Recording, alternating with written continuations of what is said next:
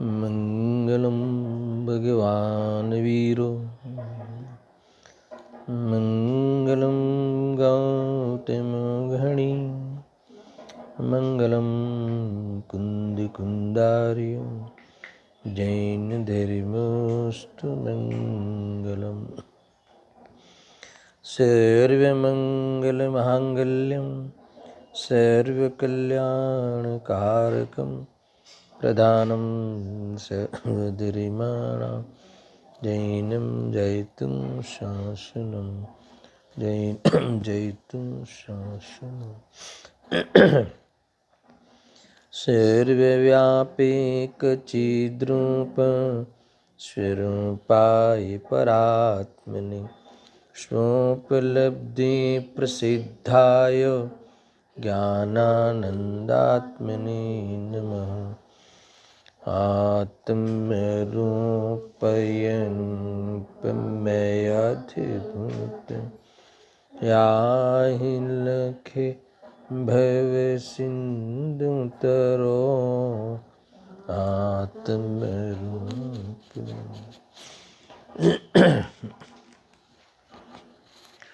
प्रवचन सार ज्ञान तत्व प्रज्ञापन महाधिकार और सुपरिणाम अधिकार उसका पेटाधिकार, इसके अंतिम गाथा 92। आगम विषे कौशल्य छेने मोह दृष्टि विनष्ट छे वीतराग चरितारूढ़ छे ते मुनि महात्मा धर्म छे। इस अंतिम गाथा की टीका में आचार्य अमरचंद्र देव ने ये कहा कि यह आत्मा स्वयं धर्म हो, यह वास्तव में मनोरथ है। सुनना, कल जितना विषय चला था पढ़कर आगे बढ़ते हैं। यह आत्मा स्वयं साम्य भाव को प्राप्त हो, शुद्धोपयोग को प्राप्त हो, धर्म को प्राप्त हो, यह वास्तव में मनोरथ है। उसमें विघ्न डालने वाली एक बहिर्मोह दृष्टि ही है, और वह बहिर्मोह दृष्टि तो आगम कौशल्य तथा आत्मज्ञान से नष्ट हो जाने के कारण अब मुझे पुनः उत्पन्न नहीं होगी। यहाँ तक बात चली थी ना, यानी स्वयं को इन्वॉल्व करते हुए अभी बहिर्दृष्टि जो नष्ट हो गई है वह मुझे अभी पुनः कभी उत्पन्न नहीं होगी।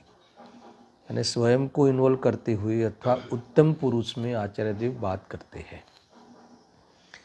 उसमें सबके लिए इतनी बात कह दी कि विश्व में जितने भी व्यक्ति है, जीव है, वे सब सुख चाहते हैं। सुनना, अथवा हर जीव का ये मनोरथ है। ये लिखा ना, आत्मा का स्वयं, यह आत्मा स्वयं धर्म हो, यह वास्तव में मनोरथ है। यानी धर्म हो, इसका अर्थ क्या कि हर वह आत्मा ये चाहता है कि मुझे सम्यक दर्शन ज्ञान और चारित्र प्राप्त हो, अथवा वो सम्यक दर्शन ज्ञान चारित्र रूप परिणमित हो, ये मनोरथ है। और उस सम्यक दर्शन ज्ञान चारित्र की पूर्णता हो, है ना, यही एक प्रकार से मनोरथ है, यही धर्म है। सम्यक दर्शन ज्ञान चारित्र वही धर्म है। सम्यक दर्शन ज्ञान चारित्र की पूर्णता वही वास्तव में पूर्ण धर्म है। उसकी प्राप्ति करना वो वास्तव में सब आत्मार्थी की, सब जीवों का मनोरथ। हर जीव लेवे, हम कम से कम जो स्वाध्याय करते हैं उनका तो ये मनोरथ है ही कि हमें सम्यक दर्शन की प्राप्ति हो, रत्नते की प्राप्ति हो। ठीक है ना, ये मनोरथ है। गाथार्थ में ये बात कही थी कि जो आगम में कुशल है और जिनकी मोह दृष्टि नष्ट हो गई है और वितराग चारित्र पे जो आरूढ़ है, ऐसे श्रवण स्वयं साक्षात धर्म है। ये बात वहाँ हमें कही थी। तो देखो, ये मनोरथ को याद कराते हुए फिर आगे कहते हैं कि इस शुद्धोपयोग रूपी धर्म, यह वितराग चारित्र रूपी धर्म, इसमें विघ्न डालने वाली कौन सी दृष्टि है? बहिर्दृष्टि है ना। ये बहिर्दृष्टि है, उसमें विघ्न डालती है। ये रत्नत्रय को प्राप्त करने में बाधक है। तो आचार्य देव कहते हैं कि ये बाह्य दृष्टि, बहिर्दृष्टि हमारी नष्ट हो गई, हत हो गई है ना, नष्ट हो गई है। तो सब जीव को उस वह बात जानने का रस है कि बहिर्दृष्टि नष्ट कैसे हो गई, है ना। आपकी बहिर्दृष्टि का अभाव कैसे हुआ, तो मोह का क्षय कैसे हुआ, तो वो जानने में रस है। तो आचार्य देव स्वयं कहते हैं, इसमें दो बातें कही। एक तो आगम की कुशलता से, लिखा है ना, देखो टीका में, वह बहिर्दृष्टि, वह बहिर्मोह दृष्टि कैसे नाश हो गई मेरी, कि जो अब कभी वापस प्रकट नहीं होगी, पुनः उत्पन्न नहीं होगी।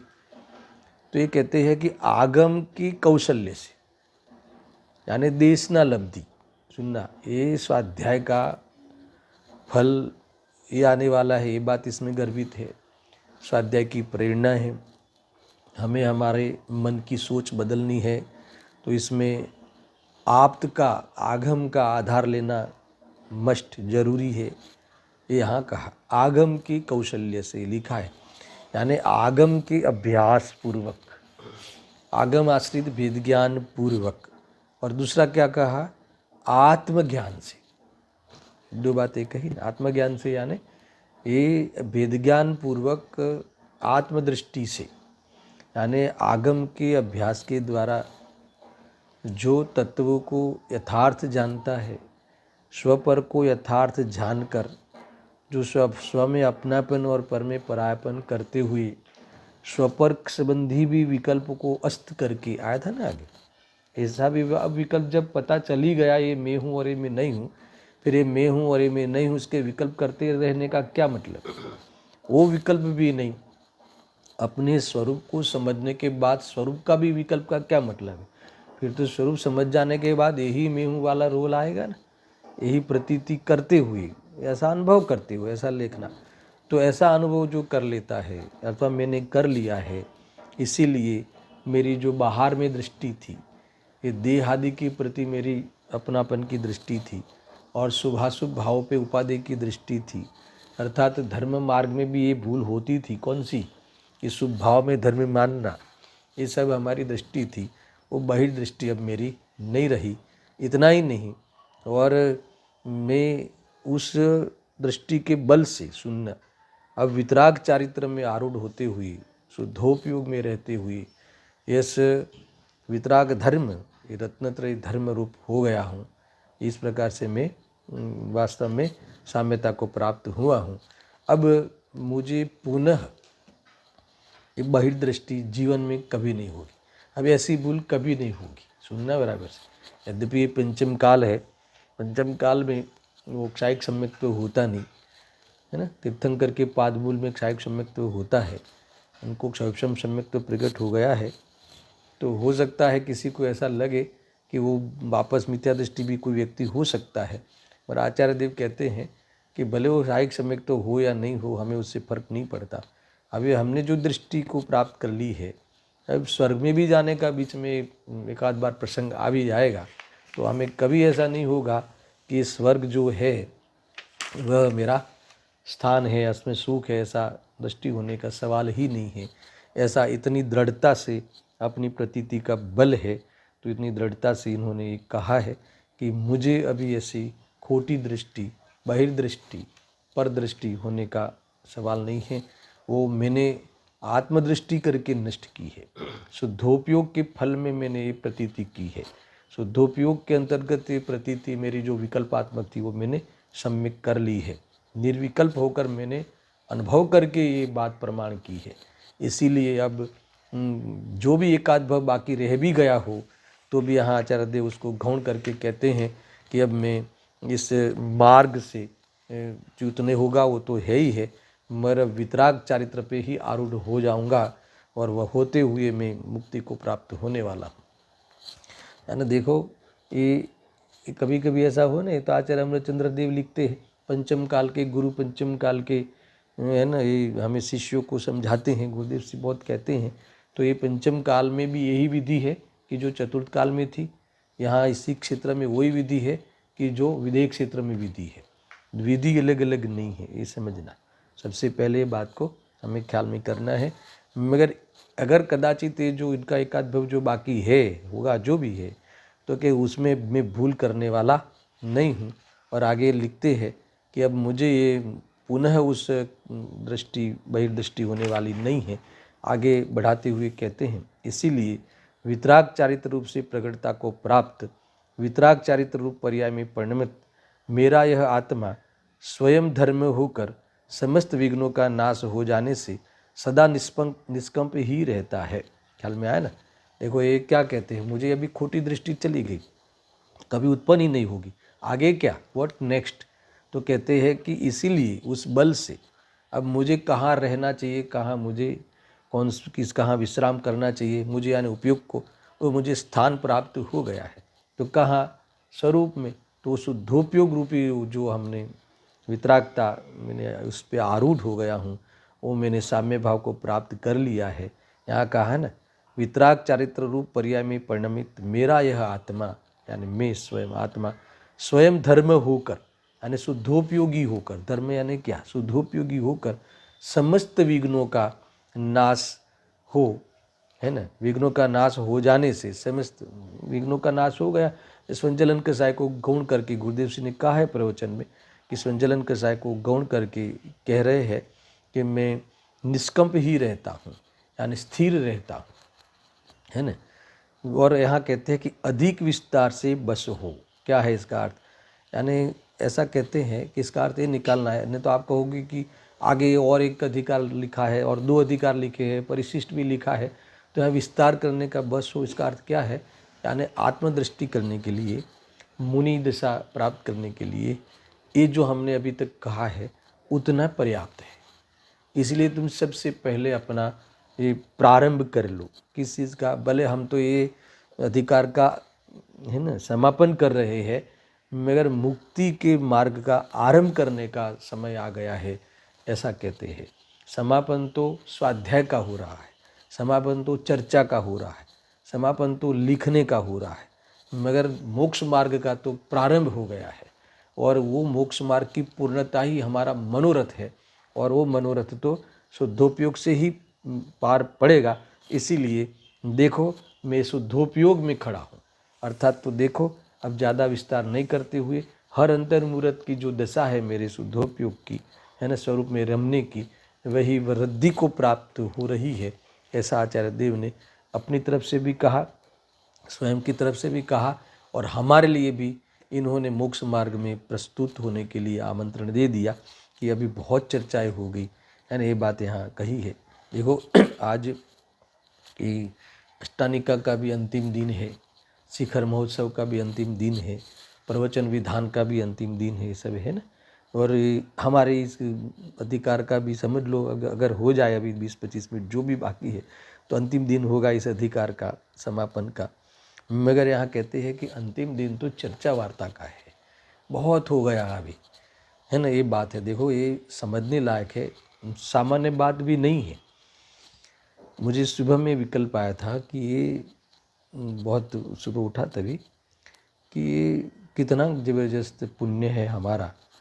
एक प्रकार से ये पुण्य इतना खुल गया है कि घर घर जिनवाणी पहुंच रही है। ये कोरोना की महामारी में हम कहीं प्रसंग समग्र रूप से नहीं मना रहे हैं, तो घर घर जीवानी पहुंचा रहे हैं। हमारा ये समाज है, मुमुक्षु समाज है, मंडल है, ये इतना बड़ा पुण्य। घर आके तुम्हें जिनवाणी मिले, फिर भी अगर हम उसे नज़रअंदाज करें तो ठीक नहीं है। मुझे बात आई कि ये जो समझ में आई थी, ख्याल में आया था कि लोग तो अन्यत्र तो ये बात की खबर ही नहीं, धर्म के नाम पे, है ना, ग्रहित मिथ्यात्व का पोषण हो रहा है। एक दूसरा, जिनको धर्म के फील्ड में नहीं है वो तो खाने पीने की भूख में अर्थात तो उसकी भीख में जीवन बिता रहे हैं, खत्म हो रहा है।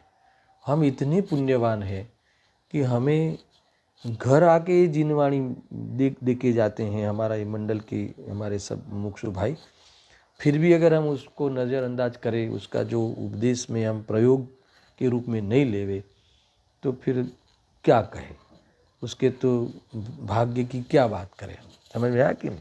तो ये बात मुझे थोड़ा विचार आया था। यानी देखो, ये सामान्य बातें नहीं है ये सब। खैर, मुझे ये बताना था कि आचार्य देव ने ये कहा कि अधिक विस्तार से बस हो, उसी में से मुझे थोड़ा भाव आया। और अंत में जो ये उपचार होता है वो उपचार करते हैं। किस बात का उपचार करते हैं? सुनना।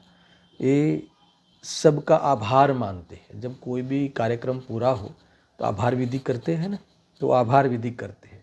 किस किस का आभार मानते हैं, किस किस की जय करते हैं, किस किस को जयवंत वर्तो ऐसा है ना जाहिर करते हैं आचार्य देव, अमरचंद्र देव स्वयं। सुनना, सबसे पहले जयवंत वर्तो कौन? स्यादवाद मुद्रित जैनेन्द्र शब्द ब्रह्म। स्यादवाद मुद्रित का अर्थ है ना, यानी स्यादवाद की छाप वाला, है ना, स्यादवाद से मंडित ये है ना, तो ये स्यादवाद की छाप वाला ये जिनेन्द्र भगवान का द्रव्य सूत यानी दिव्य ध्वनि, ये जिनवाणी क्या कहते हैं? वह जैनेन्द्र शब्द ब्रह्म जयवंत वर्तु। जयवंत वर्तु यानी आभार व्यक्त किया ना, हमेशा प्रकट रहो, हमेशा ये मार्ग सबको, ये जिनवाणी सबको प्राप्त हो, ऐसा कह रहे हैं। तो ये जयवंत वर्तु का अर्थ ये है, यानी इसको हर जीव अनुसरो, ये है ना, ये सबको ये प्राप्त हो, इसका नाम जयवंत वर्तु। तो जिनेन्द्र भगवान की वाणी का आभार इस प्रकार से माना। इसके बाद क्या कहते हैं? जयवंत वर्तो शब्द ब्रह्म मूलक आत्म तत्वोपलब्धि कि जिसके प्रसाद से अनादि संसार से बंधी हुई मोह ग्रंथि तत्काल ही छूट गई है। क्या कहा? यानी अभी आत्मानुभूति जो उनको हुई, उनका भी वो क्या मानते हैं? आभार मानते हैं, उपकार मानते हैं। ऐसी आत्मानुभूति जयवंत वर्तो, हमेशा आत्मानुभूति बनी रहो और ऐसे सब जीव भी आत्मानुभूति को प्राप्त हो। इस प्रकार से आत्मानुभूति का भी आभार मानते हैं, सुनना। और तीसरा नंबर, अब शुद्धोपयोग की भी जय हो कहेंगे। जय हो इसका अर्थ ये है कि हमें उससे प्राप्त करना। जय हो इसका अर्थ ये है कि उसकी विजय हो, यानी इस संसार में ये हमेशा हमें उपलब्ध हो, सब जीवों को उपलब्ध होते रहे। इसका नाम है जयवंत, यानी ऐसा है। और जयवंत वर्तो परम वितराग चारित्र स्वरूप शुद्धोपयोग। क्यों उसको भी जयवंत क्यों? उसका भी उपकार क्यों, आभार क्यों?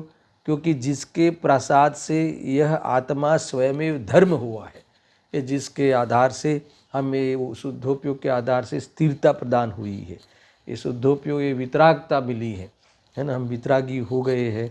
ये वितरागी होने का कारण जो शुद्धोपयोग, और वो शुद्धोपयोग आत्मानुभूति पूर्वक होती है, इसलिए आत्मानुभूति। और आत्मानुभूति आगम के कौशल्य से, है ना, आगम के निमित्त से, अथवा ये कहा ना आगम के अभ्यास से होता है, इसलिए उस आगम का भी योगदान है निमित्त तरीके। इसलिए इन सब विश्व के अंदर सदा बना रहे, ये त्रैकालिक कार्यक्रम होते हैं, तीनों काल ये सब प्रोग्राम चलते हैं। तो ये सब चले और आत्मा निर्वाण को प्राप्त, एक एक आत्मा अपनी योग्यता से, है ना, निर्वाण को प्राप्त होके किसका समापन करे? ग्रंथ का कि संसार का? संसार का समापन करे, संसार उजड़ जावे। मैं तो इस शब्द में कहता हूँ, जिसका संसार उजड़ जावे, मोक्ष की उपलब्धि होते हुए, ऐसी भावना। इस प्रकार से ये गाथा यहाँ समाप्त हुई है। अब गुरुदेव सिंह के प्रवचन के कुछ अंश, है ना, 5-10 मिनट पढ़ते हैं, उसके बाद 2 अंतिम श्लोक है, उसके ऊपर मुझे चर्चा करनी है। देखो, बहुत अच्छी बातें लिखी है। बहुत प्रवचन तो उनके बड़े बड़े होते हैं, मगर ये डॉक्टर साहब का भी उपकार बहुत है कि उन्होंने अनुशीलन में वो सारे प्रवचनों का, दिव्य ध्वनि सार वाले प्रवचनों का कुछ अंश इन्होंने यहाँ कोट किए हैं, है ना। तो कदाचित सारा प्रवचन नहीं पढ़ पाओ, तो ये अंशों को पढ़कर गुरुदेव श्री के हृदय अथवा जिनवाणी का मर्म हम समझ सकते हैं। देखो ऐसा है कि कुनकुन आचार्य देव कहते हैं कि अप्रतिहत भाव से यह आत्मा ही स्वयं धर्म रूप से परिणमित हुआ है। स्वयं अप्रतिहत भाव है, यानी अब छूटने वाला नहीं है। अप्रतिहत भाव यानी निरंतर, अब इसमें कोई विघ्न आने वाला नहीं है, क्योंकि विघ्न वाली जो दृष्टि थी वो तो छूट गई है ना, बहिर्मोह दृष्टि तो छूट गई है ऐसा। इसलिए मुझे फिर से वह मोह दृष्टि उत्पन्न होने वाली नहीं है। उत्तम पुरुष के रूप में बात कर रहे हैं, इसीलिए वितराग चारित्र रूप से प्रगट पर्याय में परिणमित हुआ मेरा आत्मा स्वयं धर्म होकर यानी धर्म प्राप्त होकर, स्वयं धर्मात्मा होकर समस्त विश्व विघ्नों का नाश हो जाने से कैसा रहता है, सदा ही निष्कंप रहता है ना। यानी इशारा किया है, शास्त्र आदि के विकल्प उठते हैं, इनको नहीं उठते ऐसा नहीं, मगर वो गौण है, इनको गौण कर, क्योंकि गौण इसीलिए है कि उससे प्रयोजन की सिद्धि हो जाती, इस प्रकार से गौण है। गौण कहाँ कैसे कहा जाए। देखो हम कोई चीज़ सीखते हैं तो सीखने में हमें उसकी उपलब्धि हो जाए तो सीखने वाला कार्यक्रम गौण हुआ ऐसा कहलाएगा, है ना। इस प्रकार से गौण करने की बात है। निषेध क्या करें, क्रम में बीच में आता है तो वो परंपरा मोक्ष का कारण भी कह देते हैं ना, नहीं है, मगर वो मुक्ति को जावे तो मोक्ष का परंपरा कारण, क्योंकि वहीं से गुजरना ही होता है। जो जीव मुक्त होता है वो स्वाध्याय आदि से गुजरना होता है। 5 लब्धि पूर्वक ही मुक्ति होती है, इसलिए 5 लब्धि में दिष्टा लब्धि मुख्य है ना। इस प्रकार से बाकी की तो सब उपादान रूप से है ना वो होती है, मगर निमित्त के रूप में दिष्टा लब्धि कही है, इसीलिए वहाँ स्वाध्याय बीच में आए बिना नहीं रहता। समझ में आया ना। मगर इसीलिए परंपरा कारण कहा है व्यवहार मोक्ष मार्ग को, व्यवहार रत्नत्रय को, मगर वह परमार्थ मोक्ष का कारण तो निश्चय रत्नत्रय है, शुद्धोपयोग ही है, वितरागता ही है, ऐसा इन्होंने यहाँ ये भी कहा है। मगर जो जीव का ये जो शास्त्र पढ़कर अगर ये प्रयोजन की सिद्धि नहीं करता, सुनना शास्त्र पढ़कर अगर वह शुद्धात्मा का दर्शन नहीं करता, शुद्धोपयोग आंशिक रूप से भी प्राप्त करने का प्रारंभ नहीं करता, तो फिर वह स्वाध्याय वही संसार की परंपरा में चला जाएगा, तो वो सब स्वर्ग चला जाएगा। फिर स्वर्ग में भी अगर आत्मज्ञान नहीं किया तो एक इंद्रिय में भी जाने का अवसर खुलता है। तो इस प्रकार से वह परंपरा संसार का कारण भी बन सकता है। यही व्यवहार अगर वो परमार्थ का प्रतिपादक है तो तुमने परमार्थ को नहीं जाना, अगर परमार्थ के पास नहीं पहुँचे, तो ये कहते हैं कि वह व्यवहार वहीं के वहीं यह परमार्थ मान कर यह जीव मिथ्यात्व को प्राप्त हो जाता है, ऐसा यहाँ कहा है। देखो हाँ, बारंबार ज्ञानानंद में डुबकी मारकर वे अतीन्द्रिय आनंद में लीन हो जाते हैं और निश्चल स्वभाव में निर्विकारपने निश्चलता का ही अनुभव करते हैं। ये बात इन्होंने यहाँ कही है। देखो बारंबार डुबकी मारते हैं ना, वही निरंतरता वहीं से पकड़ना, इतना कहा है। अंतर्मुख दृष्टि द्वारा ही बहिर्मुख दृष्टि नष्ट की जाती है। आत्मा ज्ञान स्वरूप है, उसे यथार्थतया समझा यह उपादान है, और वितराग सर्वज्ञ प्रणीत आत्मा शास्त्र आगम, वितराग सर्वज्ञ प्रणीत आगम वह निमित्त है। आए ना दोनों, आगम की कुशलता ये बात आई थी, और दूसरा आत्मज्ञान की उपलब्धि। तो आत्मज्ञान की उपलब्धि वह तो उपादान है, और आगम की कुशलता वो निमित्त है। और आगम के माध्यम से ये जब यथार्थ आत्मा को जानकर अनुभूति करके फिर वितरागता पे आरूढ़ होते हैं, वह मोक्ष का साक्षात कारण उपलब्ध कर लेते हैं। वह वास्तव में बहिर्दृष्टि होने का उनको सवाल नहीं है। ठीक है, वो एकाध भव बीच में आ जाए तो भले आ जाए, मगर हमारी दृष्टि भव पे नहीं है, भव तो ज्ञेय मात्र है हमारे लिए, है ना। हमारी तो निरंतरता बनी हुई है, और उसमें थोड़ा पुरुषार्थ कमज़ोर हो भी जाए तो भी विपरीतता आने का कोई सवाल नहीं है, ऐसा भी इन्होंने यहाँ कहा है। देखो धर्मी जीव को ही आगम कौशल्य निपुण कहा है, आया ना। तो धर्मी आगम की कौशल्यता में निपुण कौन, क्योंकि आगम जो शब्दार्थ, फिर मतार्थ, फिर नयार्थ, फिर गाथार्थ है ना, वो आगम अर्थों से आ गया ना, उसमें कौशल्यता, और इसके बाद भावार्थ, तो उसमें भाव पकड़ लेना, भावभाषण कर लेना, ये सब के माध्यम से गुजरते हुए है ना, इसमें फिर मैं ही परमात्मा हूँ, ऐसा शास्त्र का भाव पकड़ लेना, अथवा तो भाग शुद्ध ज्ञान में जो विस्तार हुआ था ये सब आगम का, वो फिर भी संक्षिप्त करके वो शुद्ध ज्ञान समेट कर उस भावशुद्ध रूप परिणमित हो जाना है ना, यही मुख्य बात है। ये समझना, ये कल 275वीं गाथा कही थी ना शिखर महोत्सव में, इसमें ये बात थोड़ी सी इशारा रूप से मैंने कही थी ऐसा। हाँ, यहाँ धर्मी जीव को ही आगम कौशल्य निपुण कहा है। उन्होंने आगम कथित स्वपर का व आत्मा का अपने अंतर्मुख ज्ञान द्वारा यथार्थ निर्णय किया है। निर्णय किया तो स्वाध्याय सही है, समझ में आया कि नहीं। और प्रतीति कर ली तो समझ लेना, प्रतीति मुख्य है, प्रतीति कर ली तो ही आगम की निपुणता पे आरोप आएगा, है ना, स्वाध्याय पे निपुण अपना आरोप आएगा। इतनी बातें यहाँ इन्होंने कही है। देखो आगे देखते हैं। हाँ, आगम में ऐसा कहा है कि बहिर्मुख दृष्टि को नष्ट करने का उपाय पराश्रय रहित अंतर्मुख दृष्टि है ना। देखो शास्त्र तो निमित्त मात्र है, तुम शास्त्र पढ़कर अंतर्दृष्टि करो, अर्थात तुम्हें वह निर्णय सच्चा हो जाए, तो फिर पदार्थ की स्वतंत्रता, स्वाधीनता, ये सब पूरा हम पढ़े ना, तो फिर क्यों बाहर में दृष्टि करेगा। जब पलटने के लिए मैं स्वतंत्र हूँ, पलटता हुआ मैं कभी नष्ट नहीं होता, तो मुझे स्थायी रहने के लिए और पलटने के लिए बाहर देखने की ज़रूरत क्या है, कि जो अभी तक मैं वही करता था कि मैं कायमी रहूँ, तो किसी की दुआ मिल जाए, किसी कोई दवा मिल जाए, तो क्या ज़रूरत क्या है कि जब पदार्थ स्वतंत्र स्वाधीन रूप से हमेशा स्थायी रहता है, हर पर्याय में लगातार बना रहता है। आए ख्याल में, ये सिद्ध भी हुआ, प्रतीति जुड़ी और उसमें निर्विकल्प होकर हमने आनंद भी ले लिया, कोई विकल्प न रहते हुए, ऐसा आचार्य देव कहते हैं। तो फिर अब मुझे ये अंतर्मुख दृष्टि मेरी जब हुई है और परिणति भी बन चुकी है, तो मुझे बाह्य दृष्टि का क्या मतलब है, अब बहिर्दृष्टि होने वाला नहीं हूँ। देखो ऐसा जानकर वह उपाय करने पर मोह की गांठ नष्ट हो जाती है, इसके अलावा कोई दूसरी विधि वस्तु दर्शन में नहीं है। ऐसा निर्मोही निष्काम स्वभाव के आश्रय से निष्कम दशा होती है। ये बातें यहाँ इन्होंने की है।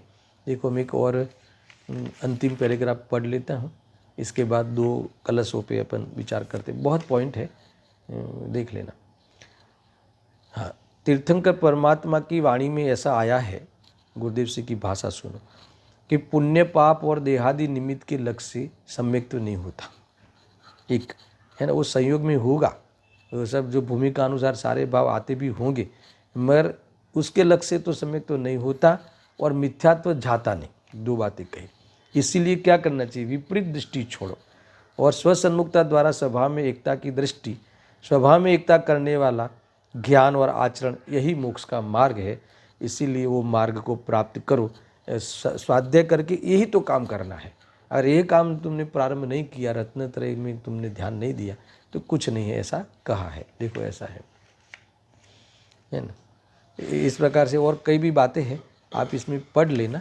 अब मैं अंतिम बात 2 श्लोक इन्होंने जो कहा है ना, ऐसा अंतिम एक पैराग्राफ पढ़ लेते हैं कि सर्वांत में जिनवाणी सुनना और उससे प्राप्त होने वाली आत्मोपलब्धि तथा शुद्धोपयोग की जय जयकार करते हुए आचार्य देव कहते हैं कि इनके प्रसाद से ही आत्मोपलब्धि होती है और आत्मा धर्मात्मा हो जाता है ना, धर्म हो जाता है, धर्मात्मा हो जाता है, यानी धर्ममय हो जाता है, शुद्धोपयोगी हो जाता है। इसलिए हम सबका यही एकमात्र कर्तव्य है कि हम सब आगम का अभ्यास करें। देखो शुभ भाव बहुत है, बहुत प्रकार के हैं, फिर भी सबको धूर्त अभिसारी का कह दिया था, फिर भी शास्त्र स्वाध्याय वाले शुभ भाव को समर्थन देते हुए कहा कि ये निमित्त बनेगा। किसमें निमित्त बनेगा, तुम्हारी सोच को, अभिप्राय को चैलेंज करने में, समझ में आया। इसीलिए स्वाध्याय को वहाँ इन्होंने रखा और फिर आगम को माथे रखने की बात कही, हृदय में धारण करने की बात कही और उसे धारणा ज्ञान स्पष्ट करने का कहा, और इसके अनुसार तुम्हारी सोच और प्रतीति है ना सम्यक कर लो, बात खत्म होगी। मुक्ति के मार्ग में प्रकट हो गए, अब वितराग चारित्र पे आरूढ़ हो जाओ, शुद्धोपयोग का पुरुषार्थ बढ़ाते जाओ और मुक्ति को प्राप्त हो जाओ, ऐसा यहाँ इन्होंने कहा है।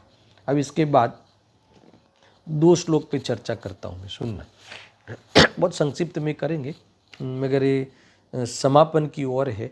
इसमें 2 श्लोक में यहाँ आचार्य अमृतचंद्र देव ने जो पहला जो कलश है उसमें इसी शुद्धोपयोग का ही स्वरूप स्पष्ट किया है, अर्थात तो उसका फल बताते हुए हमें प्रेरणा दी है। एक तो ये कहा, और जो दूसरा जो श्लोक है उसमें ज्ञान तत्व प्रज्ञापन महाधिकार का समापन का तो वहाँ है ना जिक्र किया है, याद किया है, पर साथ में ये ज्ञान तत्व प्रज्ञापन और पीछे आने वाला घी तत्व प्रज्ञापन अधिकार की जो संधि है, ये दोनों महाधिकार के बीच क्या संधि है, उस संधि को भी बताते हुए इतने ही श्लोक में पूरे अधिकार का वास्तव में स्मरण करा दिया है, यानी उसके विषय वस्तु को ही जाहिर कर दी है। ऐसा आपको समझना चाहिए। इसलिए कोई जल्दबाजी नहीं करेंगे, 5-10 मिनट ज़्यादा हो जाए तो हो जाए, मगर हम इस प्रकार से समेटेंगे कि पूरे बाकी के अधिकार भी हमारे हृदय में यहाँ आ जावे, ऐसा है ना। क्योंकि अभी इसके बाद हम कल से समयसार जो हमारा जो मूल्य है चल रहा है, नियमित रूप से चल रहा था लॉकडाउन के पहले तक, है ना, 5-7 साल से जो भी चल रहा है, तो वही कंटिन्यू करेंगे। और उसमें बंद अधिकार हम आए हैं, शायद 10-12 गाथा चल भी चुकी है, मगर हम प्रारंभ से ही देखते हुए संक्षिप्त रूप में फिर आगे विस्तार करेंगे, है ना। 10-12 गाथा को हम फिर से रिवीजन के रूप में ले लेंगे, ऐसा। देखो अभी ये श्लोक में पढ़ता हूँ। आत्मा धर्म स्वयमिति भवन प्राप्य शुद्धोपयोगम नित्यानंद प्रसर सरसि ज्ञानत्वे निलीय प्रापस्यतु चैरविचलतया निष्प्रकम्पं प्रकाशां स्फुरः ज्योति सहज विलसद्र रत्नदीपस्य लक्ष्मीं, है ना। आत्मा के धर्म का इस शुद्धोपयोग का यहाँ महिमा की है। विलीन मोह राग द्वेष मेघ चहूँ और के चेतना के गुण गान कहा तक बखानिए अविचल ज्योत निस कंप रत्न दीप सम विलसत सहज आनंदमय जानिए नित्य आनंद के प्रसम रस में मगन शुद्ध उपयोग का महत्व पहचानिए, है ना, यही बात है। नित्य ज्ञान तत्व में विलीन यह आत्मा स्वयं धर्म रूप परिणत पहचानिए, है ना। सामान्य अर्थ में करता हूँ इसमें। देखो, इस प्रकार शुद्धोपयोग को प्राप्त करके, इस प्रकार का अर्थ क्या, पूरा आगे से जोड़ो। इस प्रकार का क्या अर्थ लेना है, आगे से जोड़ो, यानी आगम के अभ्यास से और आगम के अभ्यास के आधार से स्वपर के विभाग की सिद्धि करते हुए आगे की गाथाओं को ले लो।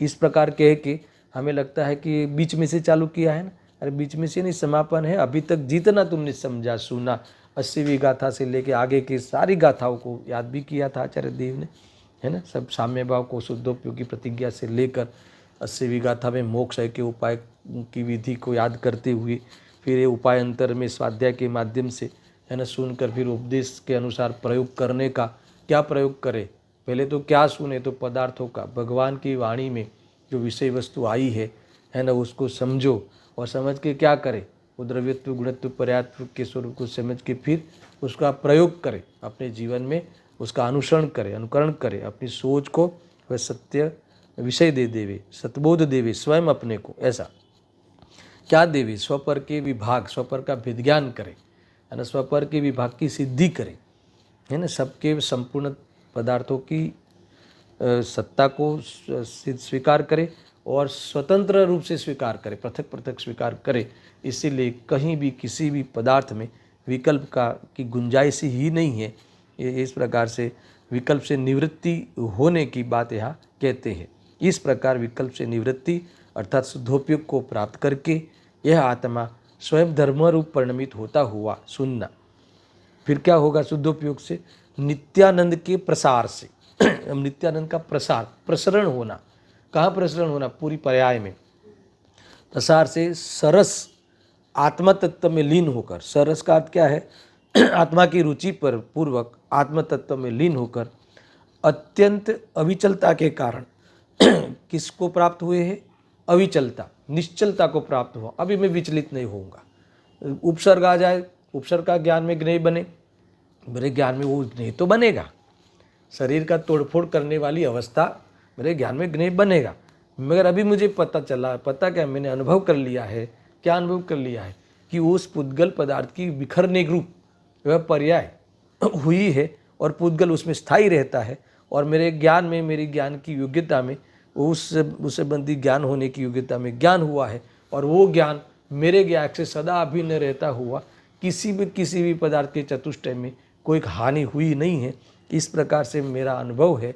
अनुभव होते हुए अब मेरी जो एक ज्ञान ज्योति प्रकट हुई है वह निष्कंपता को प्राप्त है, विचलितता को प्राप्त नहीं होने वाली है। लिखा कैसी है वो निष्कंपता? सुनना।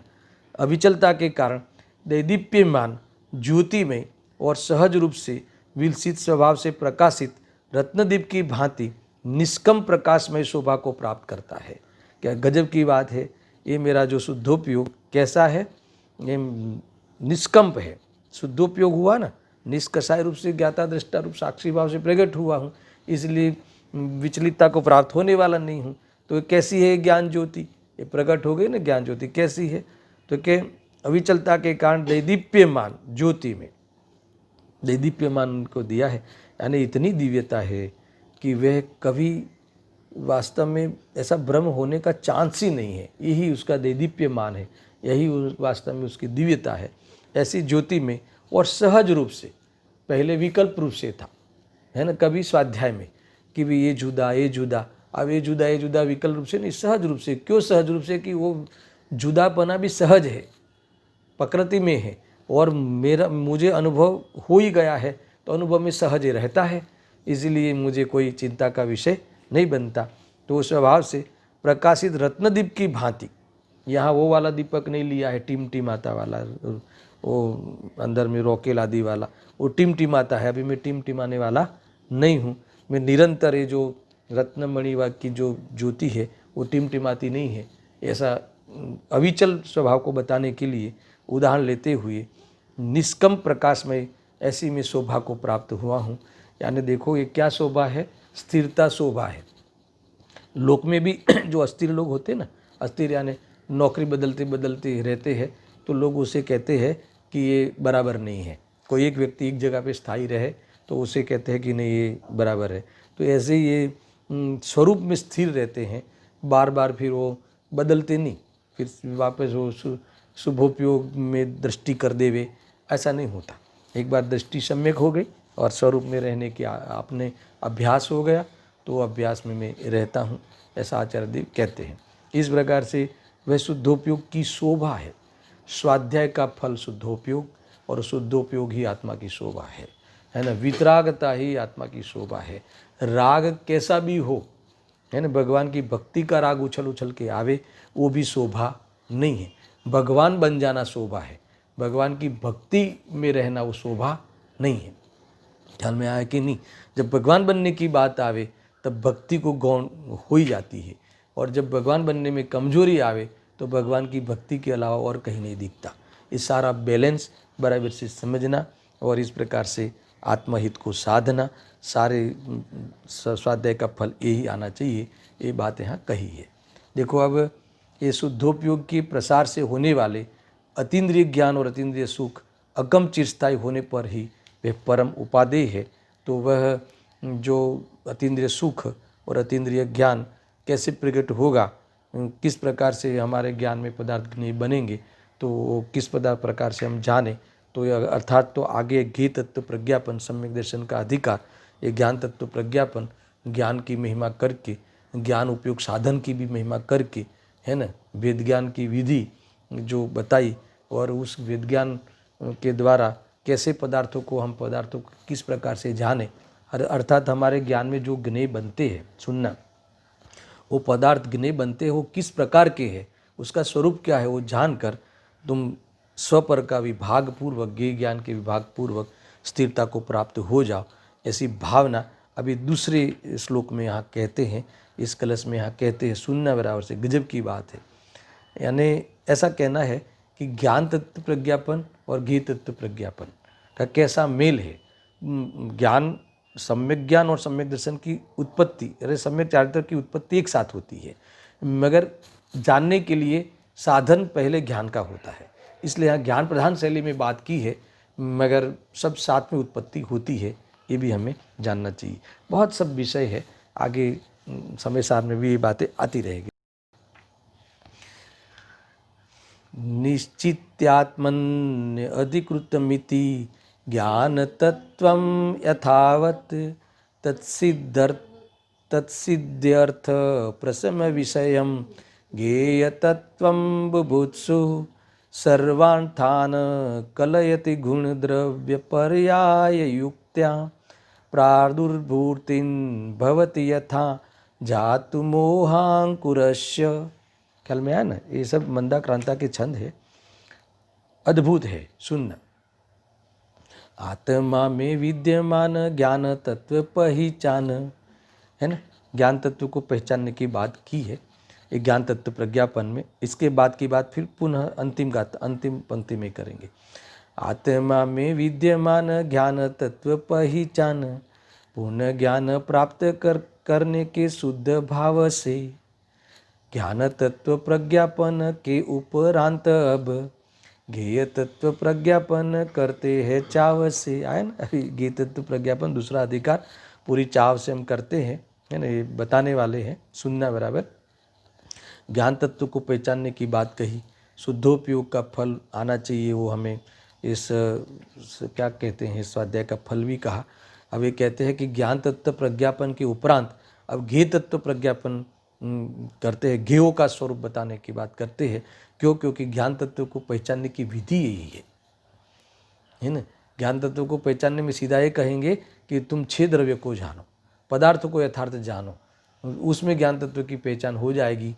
वो सारी चर्चा, मौलिक चिंतन भी इसके तुरंत बात करेंगे। आप 5-10 मिनट थोड़ा पेशेंस रखना, मगर इसका समापन में वह गाइडलाइन हमें मिलनी चाहिए। ज्ञान तत्व प्रज्ञापन के उपरांत अब ज्ञेय तत्व प्रज्ञापन करते हैं चाव से सामान्य और असामान्य ज्ञेय तत्व सब। इसमें सारी बात आ गई, खोलता हूँ थोड़ी देर के बाद। सामान्य और असामान्य ज्ञेय तत्व सब, ये ज्ञेय तत्व प्रज्ञापन की विषय वस्तु है। इसमें द्रव्य सामान्य अधिकार, ज्ञेय तत्व सामान्य अधिकार, फिर तीसरा ज्ञान ज्ञेय तत्व का विभाग।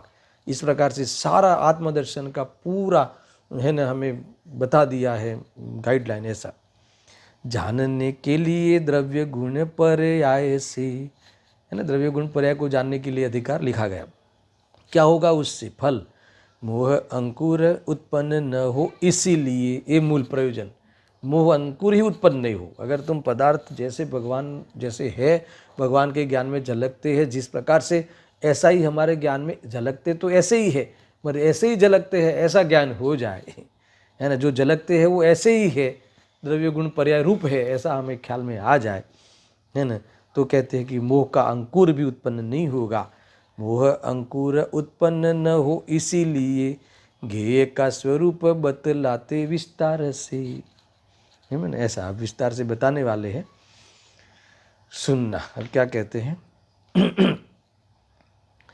आत्मा के आश्रित रहने वाले ज्ञान तत्व का इस प्रकार यथार्थतया निश्चय करके, किस प्रकार, तो पूरा याद करना है वो ज्ञान तत्व प्रज्ञापन।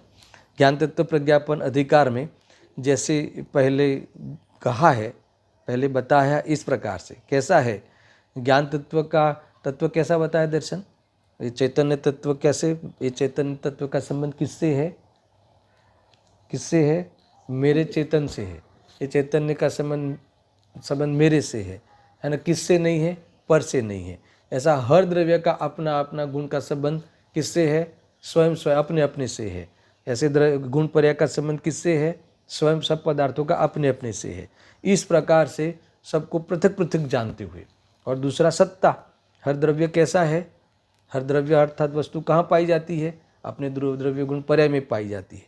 उत्पाद वे द्रव्योक्तम सत, ऐसा हर ये 3 सत्ता, ये 3 लक्षणी सत्ता, 3 लक्षण सत्ता के एक ही काल में एक ही वस्तु में पाई जाती है, और ऐसा सदाकाल पाई जाती है।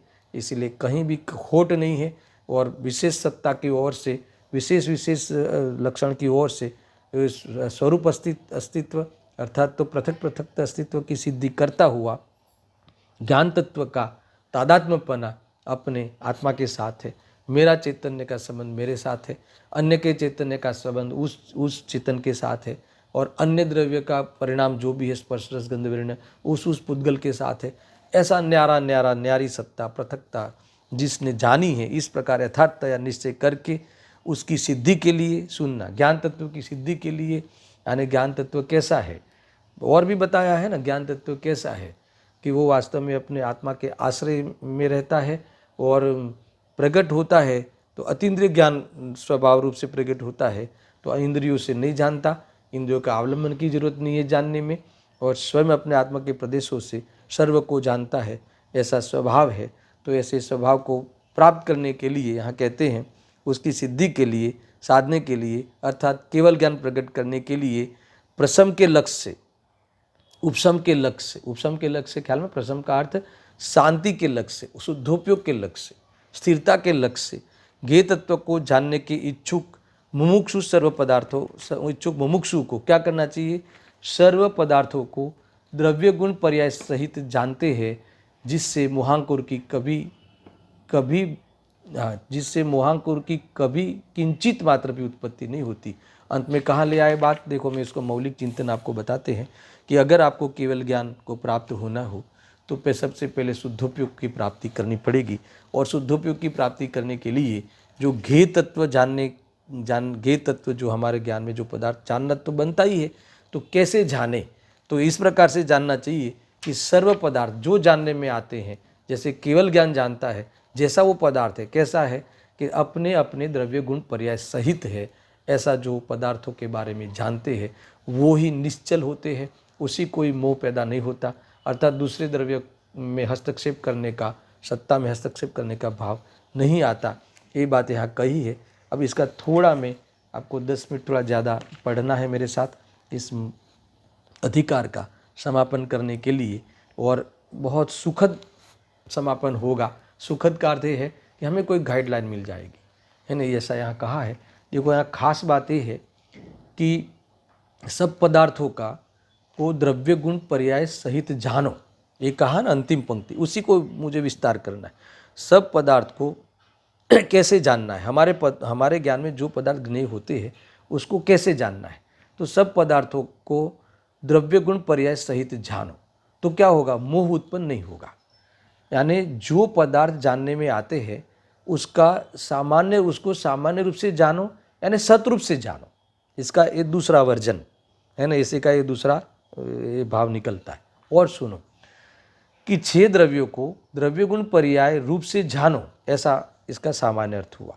अभी प्रश्न ये हुआ, सुनना, यहाँ प्रश्न ये होता है कि मोह के क्षय के लिए स्वपर को जानना चाहिए या अपने आत्मा को जानना चाहिए, ऐसा कहो, है ना। 6 द्रव्यों को जानो ऐसा, और उनके द्रव्य गुण पर्याय को जानो, ऐसा क्यों कहते हो? मोह का क्षय करने के लिए तो ये बातें कही ना निष्कर्ष के रूप में, स्वपर को जानो, स्वपर के भेद विज्ञान की सिद्धि करो, या फिर अपने आत्मा को जानो। तो फिर तुम अभी इसमें 6 द्रव्यों को जानो और उसके 6 द्रव्यों को भी उनके द्रव्य गुण पर्याय से जानो, ऐसी तुम अंतिम सीख क्यों वापस पुनः देते हो? ये तत्व प्रज्ञापन को यहाँ क्यों इस प्रकार से इसमें बात आई है, वो हमें बताओ। देखो, अरे भाई, इसमें समझने जैसा ऐसा है कि जो 80वीं गाथा में मोह के क्षय का उपाय ये कहा कि जो अरिहंत को द्रव्य गुण पर्याय से जानता है वह अपने आत्मा को जानता है, उसके मोह का क्षय होता है, ये हमने सुना ना। तो इसमें स्वपर वाली बात आई कि न आई? यानी अर्थात अरिहंत को द्रव्य गुण पर्याय रूप को, सुनो फिर से, अर्थात अरिहंत को द्रव्य गुण पर्याय रूप को जानकर अपने आत्मा को भी द्रव्य गुण पर्याय रूप से जो जानता है वो उसका मोह क्षय को प्राप्त होता है।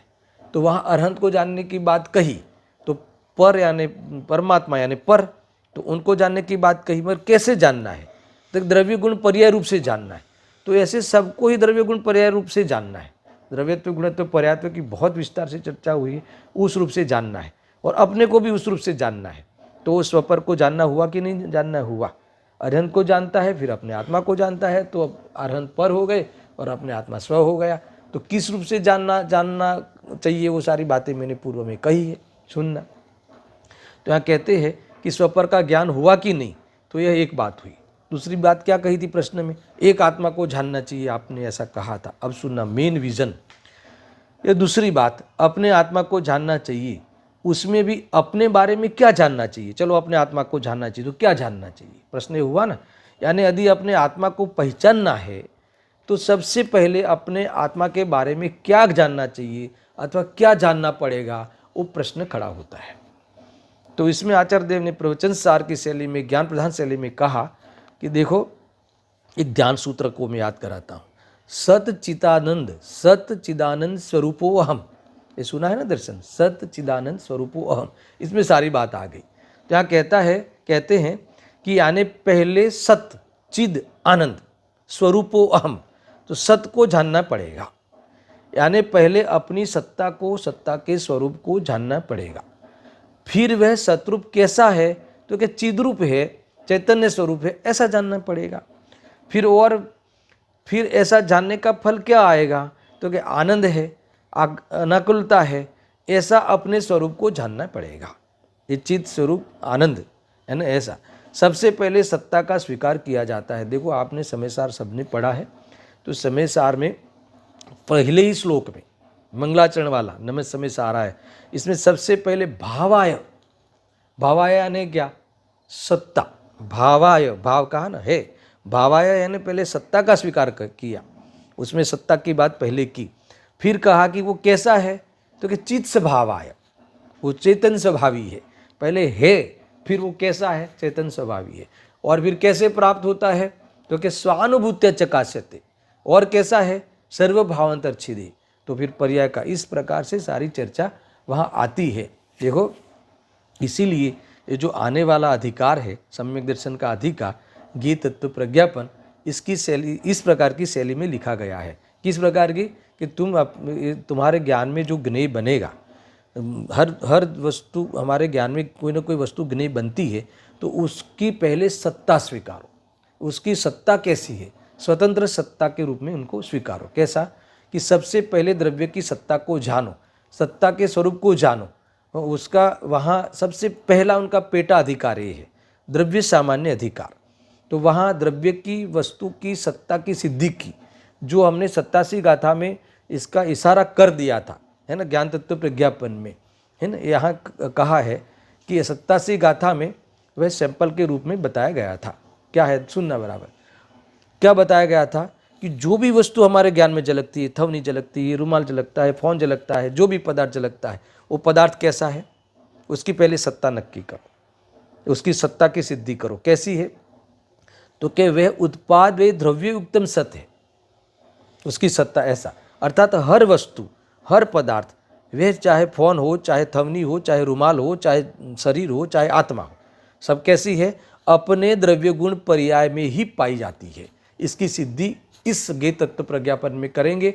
हमने 87 गाथा में इसका सैंपल बता दिया था कि जो द्रव्य गुण पर्याय 3 वाच्य है वाचक के, मगर ये तीनों का एक नाम दिया है अर्थ, यानी द्रव्य भी अर्थ है, गुण भी अर्थ है, पर्याय भी अर्थ है। आया ना, इसी पे चलने वाली है धारा।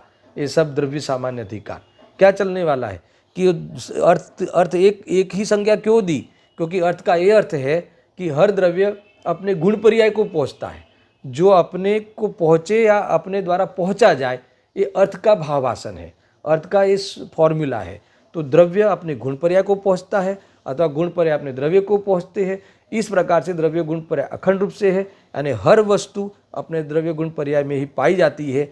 हमारे ज्ञान में जो को भी झलके वो अर्थ ऐसे ही है, हर अर्थ ऐसा ही है। अर्थ यानी वस्तु, द्रव्य भी अर्थ है, गुण भी अर्थ है, पर्याय अर्थ है। इस प्रकार से वस्तु की सत्ता की सिद्धि करो। इसके बाद फिर विशेष अधिकार, ये 6 जाति के है ना, ये 6 जाति के है। तो 6 जाति के ओर से सब पृथक पृथक है, इसकी सिद्धि हुई। जब पृथक पृथक की सिद्धि हुई तो सारे संबंध पे पूर्ण विराम करा दिया। अब आधार आधे कर्ता कर्म स्वस्वामी संबंध की बात ही नहीं रही। तो ऐसा ये फिर तीसरा अधिकार तुरंत इस प्रकार से यहाँ कहते हैं, सुनना में यहाँ तो ने थोड़ा मैं पढ़ के बताता हूँ, है ना। हाँ, ये पहले ये सत्ता की सिद्धि हुई, सबकी सामान्य सत्ता की, तो सब समान सिद्ध हुए। फिर जाति की अपेक्षा 6 द्रव्य, तो ये 6 द्रव्य की विशेष जो द्रव्य विशेष अधिकार में धर्म, द्रव्य, अधर्म, आकाश, काल किस प्रकार से है उसकी चर्चा की। तो यहाँ कहते हैं कि इस प्रकार से सारे संबंध को खत्म कर दिया। पृथक पृथक है तो फिर कोई संबंध की सिद्धि नहीं होती और पूरे है, ये बात आई। अब तीसरा अधिकार, इसका पेटा अधिकार है ना, किसका? ये ज्ञेय तत्व प्रज्ञापन का तीसरा पेटा अधिकार कौन सा है? ज्ञेय ज्ञान विभाग अथवा ज्ञान ज्ञेय विभाग, ये अधिकार मुख्य है। यहाँ कहते हैं कि वहाँ ये कहा कि हमारे ज्ञान में झलकने वाले ये पदार्थ को ऐसा सामान्य विशेष स्वरूप का अगर ख्याल आ जाए, सामान्य रूप से उनकी सत्ता पृथक स्वतंत्र सत्ता है वो ख्याल में आ जाए, यानी उसमें हमारा कोई दायित्व नहीं है, और विशेष रूप से ये ख्याल में आ जाए कि पृथक है मेरे से, अगर एक ज्ञान ज्ञेय का विभाग जो स्वरूप से ही है, जो प्रकृति में ही है, और ऐसा ज्ञानी ने जाना भी है, और ऐसा ही हमारे ज्ञान में ऐसा ही पृथक रूप से ही जानने में आता है, पर वहाँ हमारा ध्यान चला जाए कि ये पृथक है, क्योंकि वो हमारे जानने पर भी मैं उस रूप नहीं होता, वो मेरे रूप नहीं होता, और ज्ञान ही मेरे साथ भिन्न रहता है। ऐसा ज्ञान ज्ञेय का विभाग हमारे ख्याल में आ जाए, वो हमारे ज्ञान में आविर्भाव हो जाए, तो ये आत्मा का इस प्रकार से दर्शन कर लेवे, 6 द्रव्यों का इस प्रकार से जान लेना, वो आगम की ओर से कथन है, और इस प्रकार से आत्मा को पृथक सत्ता रूप में जान लेना है ना, और अपने को भिन्न जान लेना, इस प्रकार से दर्शन कर लेना, वो सम्यक दर्शन है। ऐसा जो दर्शन कर लेता है उसका तीसरा अधिकार कौन सा है? अभी महाधिकार चरणानुयोग चुली का। तो वह इस श्रद्धान ज्ञान के बलपूर्वक इनके आंशिक स्थिरता जो प्राप्त हो जाती है, निर्विकल्प दशा हो ही जाती है, निर्विकल्प दशा में ये बात की सिद्धि होती है, फिर वह आत्मा, वह जीव उस चरणानुयोग सूचक चुलिका की चर्चा ये आई कि ऐसा शुद्धोपयोग को प्राप्त जो होते हैं आंशिक रूप से, वह मुनि दशा को ग्रहण कर लेवे, अर्थात तो वह शुद्धोपयोग के बीच में वियोग काल कम करते जावे और उस शुद्धोपयोग में एकाग्रता उसका काल बढ़ाते जावे, तो वह मुनि दशा प्राप्त हुई। ऐसे साम्य भाव को जो प्राप्त होते हैं उसका फल क्या आएगा? निर्वाण आएगा। इस प्रकार से कहाँ से प्रारंभ हुआ और कहाँ पूरी हुई बात, तीनों अधिकार को मैंने इस प्रकार से आपको अर्थ बता दिया। यहाँ अपने को ज्ञेय तत्व प्रज्ञापन, ज्ञान तत्व प्रज्ञापन वाले अधिकार की वास्तव में शेड्यूल में था अपने स्वाध्याय में, वो समाप्त हुआ। अब कल से समय सार का प्रारंभ होना है। थोड़ी मैंने स्पीड में ली है, पर ये बातें मैंने बीच में कई बार ली है, तो आपको ये भारी नहीं पड़ेगा। तो इस प्रकार से मूल विजन ये है कि स्वाध्याय का फल क्या आना चाहिए, है ना? आत्मदर्शन। अगर आत्मदर्शन, अगर ये उपदेश का हम प्रयोग करके वो अभ्यास रूप वेद ज्ञान की गूंज कल याद कराया था, वो गूंज हमें होनी चाहिए, और हमारे हर कार्य में ये द्रव्य गुण पर्याय के रूप में हमें ख्याल में आ जाए कि कहीं भी मेरा दायित्व नहीं है, यही हमारी इस गूंज का आधार बन जावे, तो ये वास्तव में हम भगवान ने बताए हुए मोक्ष मार्ग में प्रस्तुत हो जाएंगे और निर्वाण को प्राप्त हो जाएंगे, भगवान बन जाएंगे, भगवान आत्मा का आश्रय हो जाएगा। यही हमारे स्वाध्याय का फल आना चाहिए। इस प्रकार से ज्ञान तत्व प्रज्ञापन, महाधिकार और इनके जो अंतिम कलश की चर्चा यहाँ समाप्त होती है।